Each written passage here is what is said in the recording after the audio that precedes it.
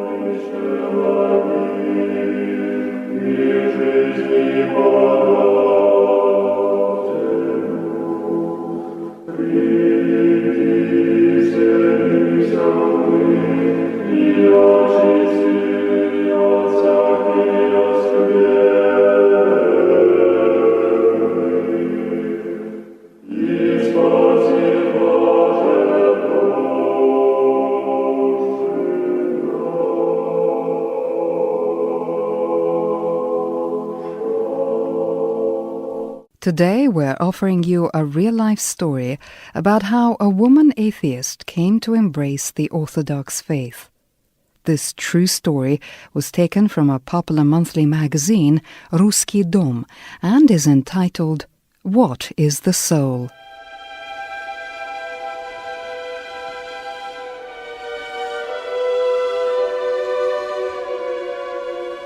Every single day, Olga fell asleep and awoke with one and the same shattering thought. My life is ruined. I ruined it with my own hands.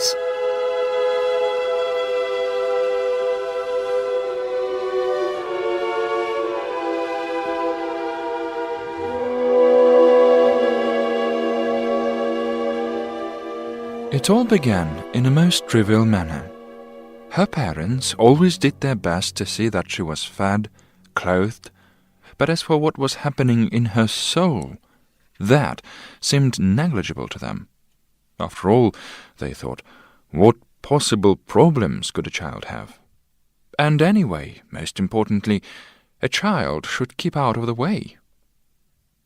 Olga grew up aloof and saturnine, keeping her innermost feelings hidden away, and quite unnoticed by her parents.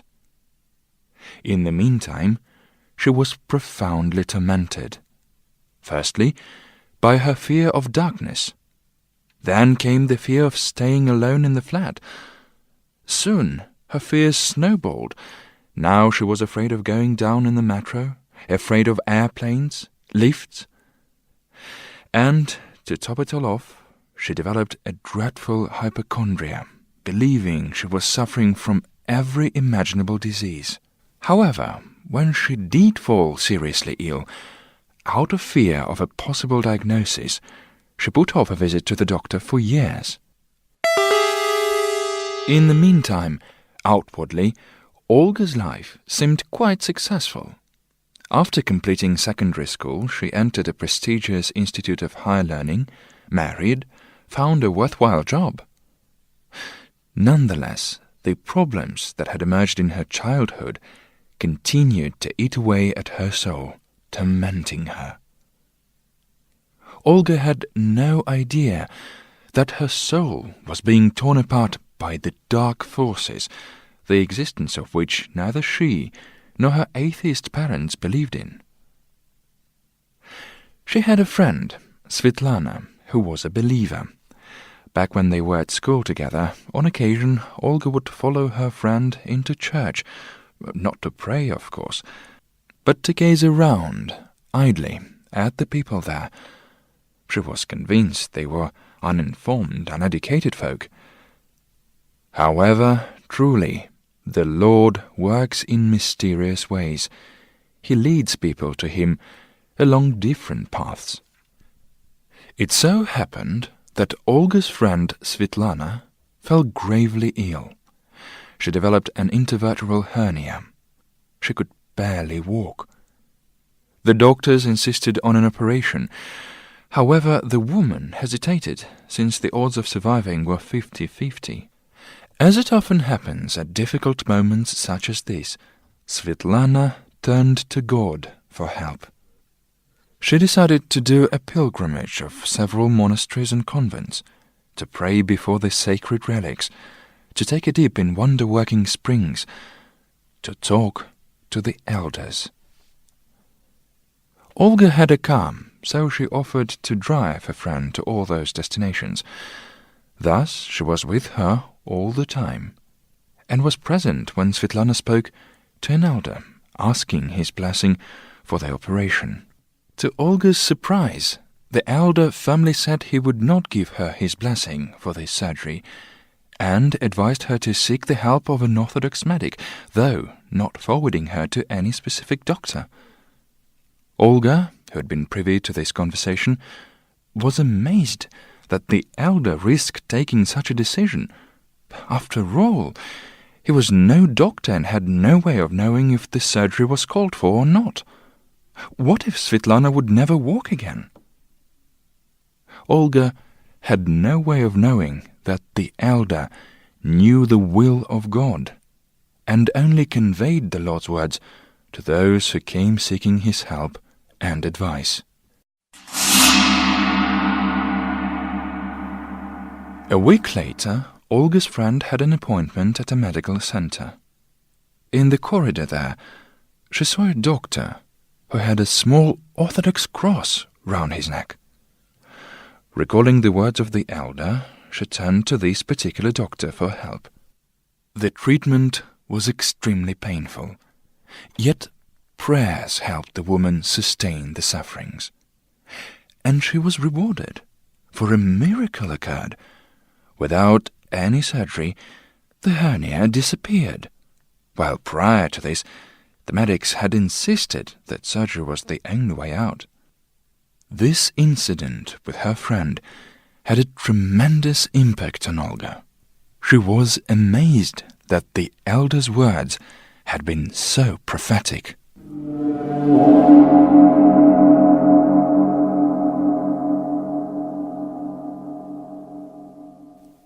Once the friends drove over to the airport to meet Svetlana's husband, who was returning from a business trip.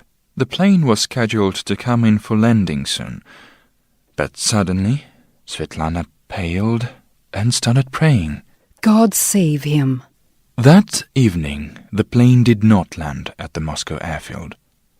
It transpired that after releasing the chassis, he was preparing to touch down when the pilot noticed that runway was extremely icy. Despite the airport's permission to land, the pilot decided to land at another airport, thus saving the passengers and his aircraft from possible disaster. This incident, when, at Svetlana's prayer, the Lord helped deter a disaster, forced the disbelieving Olga to seriously ponder faith and her own life. She started out by reading religious literature and came to the realization that her own life had been wrong from the start. Then she began to acknowledge a living soul within her, particularly at moments when, due to her illness, she had to withstand pain. Once the truth suddenly burst on Olga. Her body and flesh were not her true self. This self was somewhere deep inside. This was the soul, something alive and independent, which resides within a body for the time being. But when life's cycle reaches its end, the soul is set free, no longer fettered by earthly gravitation. Olga no longer doubted. God and soul did exist. Now she was shocked at the thought that at one point she had contemplated suicide. She knew now that through sufferings of the flesh, the soul was cleansed and perfected, while she might have killed it before it reached its summit of evolution. And this summit is known to the Lord alone. By killing the flesh, she would have killed the soul too. How terrible!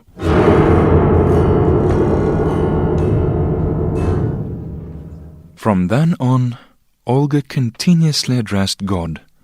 Her life began to get back on track, acquiring a purpose. All her former fears dissolved. Now she knew what true happiness was. For it is said in the Gospel, "Come unto me, all ye that labor and are heavy laden, and I will give you rest."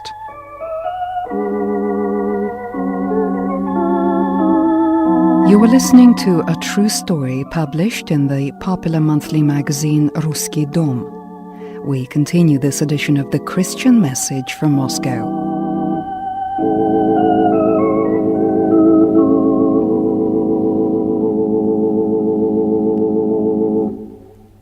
Now you will hear several Orthodox chants sung by the male chorus, the Orthodox Singers Male Choir. But before we listen to them, a few words about the ensemble and their leader, Georgy Smirnov. The Orthodox Singers Male Choir was set up in 1992 and comprised the best choristers of Moscow's churches and monasteries, especially for solemn church services and concerts. Generally, the Russian male choir singing traditions take their origins from the ancient tradition of sacristan singers, established in the 16th-17th centuries. The setting up of choirs that combined church services with concert activity became possible only when the choristers were taken note of not only as people participating in the actual church service, but as an instrument capable of rendering an author's original composition. One of the first to contemplate a male chorus thus was the great Tsar Ivan the Terrible, who was born in 1530 and died in 1584. He was highly appreciative of church singing and founded one of the first choirs, the Tsar's Sacristan Singers. The Orthodox Singers Male Choir has a vast repertoire. It includes special programs dedicated to different stages of development of church singing traditions in this country. From the moment of its first public performance, the choir caught the attention of listeners and music critics due to its exceptionally professional skill, typically low-profile and austere sound, pervasive atmosphere of spirituality. Presently, the choir is rated one of the best in Moscow, something borne out by their invariable success at concerts, as well as manifold rave reviews in home and foreign press. The director of the choir, Georgy Smirnov, was born in 1960. He's a professional choir master. In 1980, he graduated with distinction from the Gnesin State Music College, and in 1985, Moscow Conservatory, in the class of choral conducting. Prior to setting up the Orthodox Singers Male Choir, Georgy Smirnov worked as choir conductor and presenter in churches and professional male choirs of Moscow, including the male choir of the publishing department of Moscow Patriarchy at Moscow's St. Daniel's Monastery. He studied the history of Russian church singing, published a series of collections of Russian church music. For a number of years, he worked as editor at Muzika Publishers and prepared for publication Sergei Rachmaninov's Vespers. That was one of the first publications of Russian church music after a 70-year-long oblivion. And now let us listen to Russian Orthodox chants in the rendition of the Orthodox Singers Male Choir, led by Georgy Smirnov.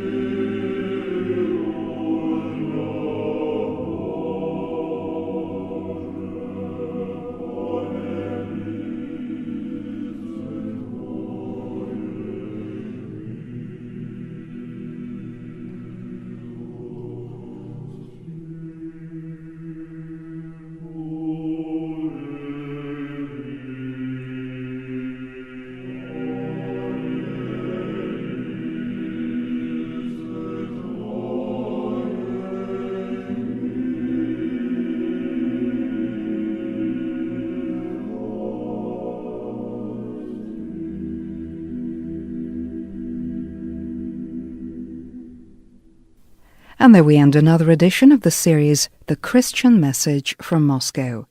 It was directed by Vladimir Dyomin, editor of the text and music Tatiana Shvitsova, and your host Svetlana Yakimenko And Pavel Novichkov.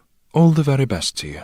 And may God save you from all evil, visible and invisible.